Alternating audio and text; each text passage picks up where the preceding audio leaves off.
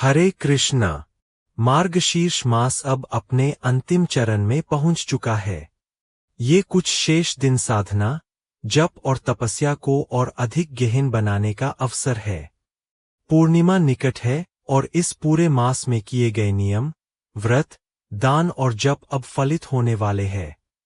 लेकिन शास्त्रों में कहा गया है, जब साधना केवल भगवान की प्रसन्नता के लिए की जाए, तब उसकी फलश्रुति अकल्पनीय होती है।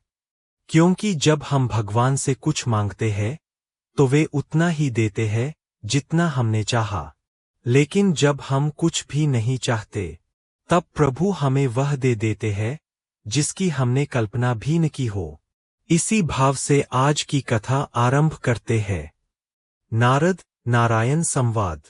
ऋषि नारायण ने नारद जी से कहा, हे नारद, भगवान श्री कृष्ण परमात्मा है। दूर दिखाई देते हैं, पर भक्तों के लिए हमेशा समीप रहते हैं। उनकी कृपा से ही वे साधकों के हृदय में प्रकट होते हैं। उनकी लीलाओं का रहस्य बुद्धि से नहीं, प्रेम से समझा जाता है। इसके बाद नारायण ऋषि ने भगवान कृष्ण द्वारा दर्पभंग के कुछ प्रसंग सुनाए और फिर आरंभ किया। देवराज इंद्र के अभिमान भंजन का प्रसंग। इंद्र का अभिमान और गुरु बृहस्पति का त्याग।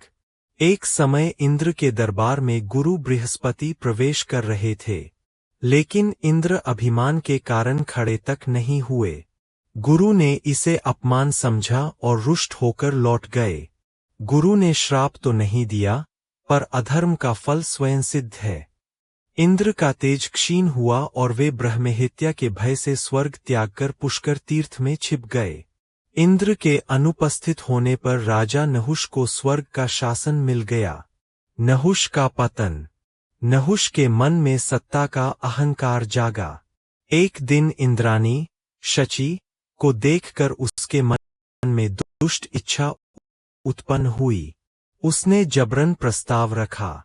देवी शची ने धर्म की सामर्थ्य से उसे समझाया, राजा प्रजा का रक्षक पिता होता है।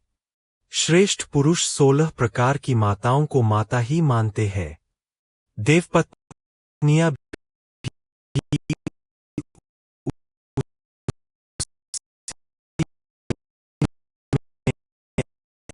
आती है। धर्म से गिरकर तुम मेरा अनादर करते हो, तो नर्क का मार्ग प्रशस्त कर रहे हो। शची ने रजस्वला धर्म, स्त्री का कर्तव्य और पुरुष के आचरण की मर्यादा विस्तार में बताई, पर नहुष नहीं माना। नहुष अपने रथ पर सवार होकर जबरन शची के भवन की ओर चला, पर देवी सीधे बृहस्पति के आश्रम पहुंच गईं। वहां गुरु ध्यान में लीन थे, हाथ में माला थी और नेत्रों से भक्ति के आंसू बह रहे थे। शची देवी ने उनके चरणों में गिरकर कहा, हे गुरुदेव, मैं भयभीत होकर आपकी शरण में आई हूं।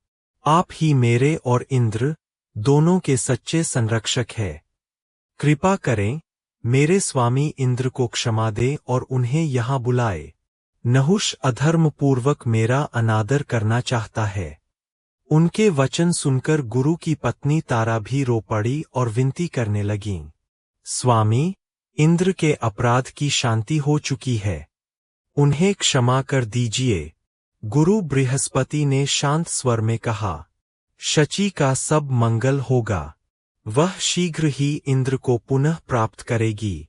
इस प्रकार गुरु ने आशीर्वाद दिया। अगली कथा में गुरुदेव ने शची को आगे जो गूढ़ उपदेश दिए और किस प्रकार नहुष का अहंकार नष्ट हुआ, वह सुमार्गशीर्ष कथा श्रृंखला की अगली कड़ी में।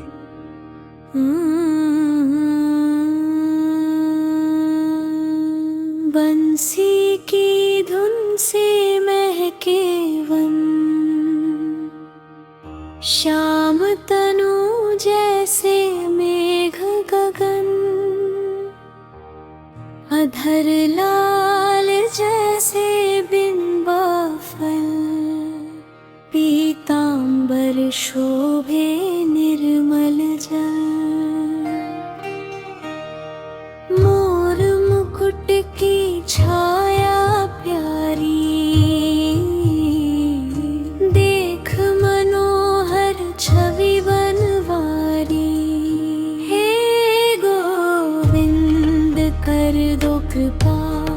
रख लो अपनी शरण में सदा, गोविंद कर दो कृपा। रख लो अपनी शरण में सदा, नंद के प्यारे गोकुल धारी, दीन जनों के तुम हितकारी। नंद के प्यारे गोकुल धारी, दीन जनों के तुम हितकारी। गिरिधर ग्वालिन संग रचैया, नटखट माधव कन्हैया। गिरिधर ग्वालिन संग रचैया, नटखट माधव कन्हैया। जब ब्रज पर घन बरसे भारी, तब तुमने पर्वत उंगली धारी। उतना बकासुर का संहार, रखा भक्तों का सदा भार। माखन चोर भी प्रेम दाता, सबके जीवन के तुम त्राता।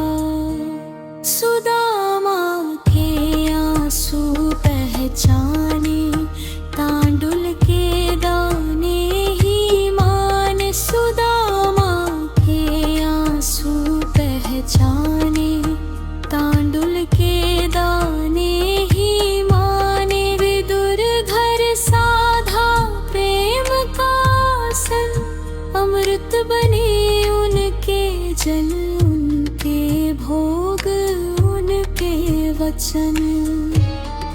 द्रौपदी की लाज बचाई, कृष्णा में शक्ति समाई। द्रौपदी की लाज बचाई, कृष्णा में शक्ति समाई। अर्जुन को गीता का उपदेश, हर शब्द में जीवन का संदेश। मीरा ने विष प्याला पाया, तुमने ही अमृत सा बनवाया। हर संकट में जो देते साथ, वे ही है दीनों के नाथ। श्याम सुंदर कर दो दया, भर दो मन में प्रभु की माया। श्याम सुंदर कर दो दया, भर दो मन में प्रभु की माया। प्रेम सुधा बरसाओ नाथ, दिखा दो मोक्ष का सच्चा पथ। जय श्री कृष्ण, जय श्री